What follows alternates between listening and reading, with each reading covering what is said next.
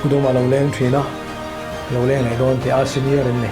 lawleng lu do suki mak lawleng ve to thungai ka tia company chona ina ka in ko marai ngel dar kar ni don kan in ko ma chutamin khil chuan daril room in ne em ani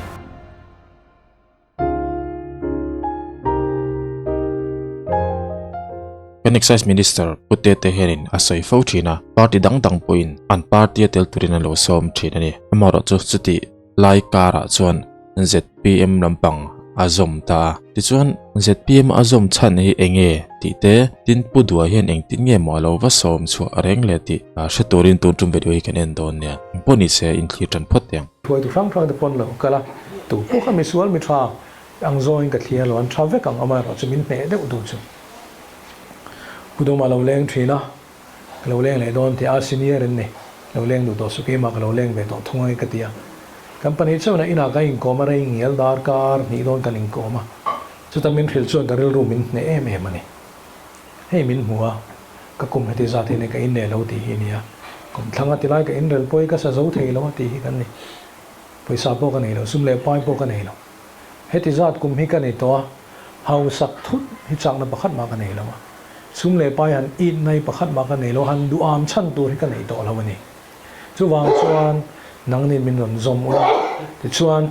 that takin team kan in dinanga mi pui zara pathian zara kan sarkar ni chuan ni za chungin dang lam thlen ban kan tum tun corruption ti ve du lo chief minister kan nei ni chuan a hnuai lama pon ti ngam lo turin khau takin kan benga mizoram siam than nai kan tan thea sarkar sum hi ka in lowa chumi tel lo chon hei chen hi ka lo om to ka lak thut na chan tur hi om lo ka du am don lo ka du don lo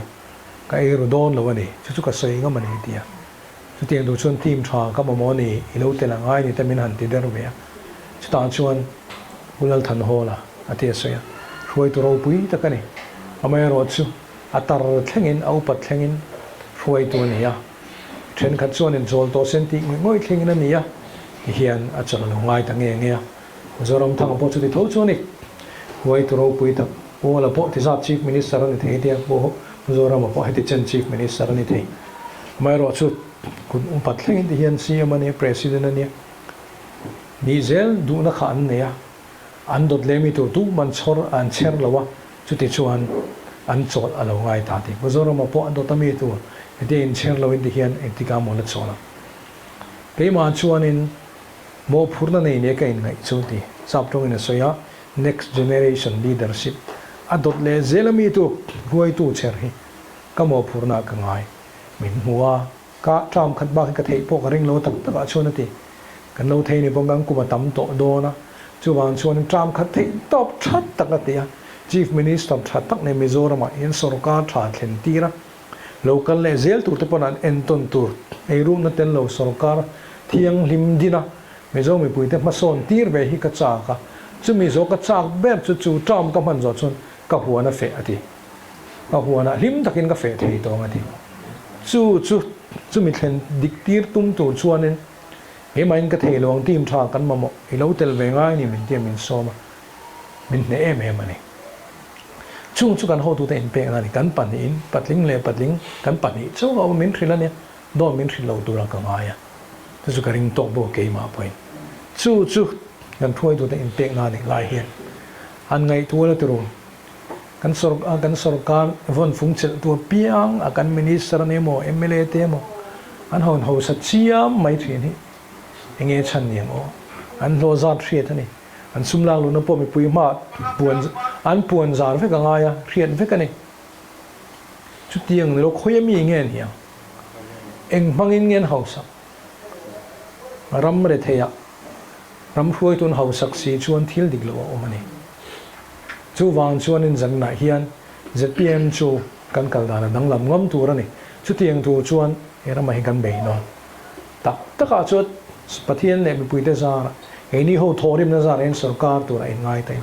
chu mi nuwa po chuan a mum a hei ti tur kan ni chun kan dang lam don chuang lo chu wang chu tuna eng ma bei se lo ron in pe te eng ma kan sem don lo ti khet chunga dik dua kan ram hi tha se deron in pedu te in luani chung ho te zara chuan kan sarkar kan kal zel ani chuan chu ta chuan in kan dan zel tu chu pathian min ngai tunga fin na min pem kan dong lawng te chu ka ring ani amai ro chu engama ma en no lu chuan chu dizat in dong chu dizat kan sim no tiang zonga in tiam hi chu kalphung thara chuan kan ti ve ngai lo ti po kan tum bok lo ani chung te chu khre chung in zanina hian kan malam hi pe ni la aphu ro mani e achak to ni in than hi achak to ni a tak tak an chuan ka thutlang kom na tan chuan intelligence win India sarkar intelligence win lenga min so man ni na zong zong te chu sei lo mai la an ho tu pa ber ne ka in koma da chu na sei chian chai hi ni in bo ro khi thal tu kan rin pha ba ka ni atia India ram hun thong ram in post to tiang nai kan thoka tiang ta ka kum nga chunga sarkar online nin boy ka hrengai lo wati tin mi pui hian in laman hoi thup ati ni chin ka sei ka sei ni ani tong ka ma tak phei chu mi pui hian an vote tur hi an thang fel to ati no tunai in pm bo ruak tha hi MNF ti chiat the ni lawati tin congress ti chiat the ni lo ama ro chu pm bo ruak tha pm buk in la ti chiat ya chu wang chuan nang neu lo in tel mo ula hi tom lo chola in campaign na te in thil ti dam thang thang chu ne na ni chuan thil ti sual lian tham sap tong na soya thil ti sual te tham mistake ngo thi chuan ati che pha chuin ka khelo mar chu thil ti sual lian tham blunder ati khera thil ti sual lian tham ma ro chuan politics bo lo in thak te na chu tiang te chu thleng te ani lo chuan in chet sual lo chuan in sarkar ti mai ni chu mi min thlir dan polo ni ve ta reng mai chu wang chuan in zanina hian ka sei chian wa chu ke ni ho hi ati sual tu ni lo ati dik tu chuan mi dang te som khom tu atangila ti chuan ke ni ho tan rual na nen thei top kan chuanga chu chuan tui kual no ti kan na nge ang ti kha ka sei the ni che kan o me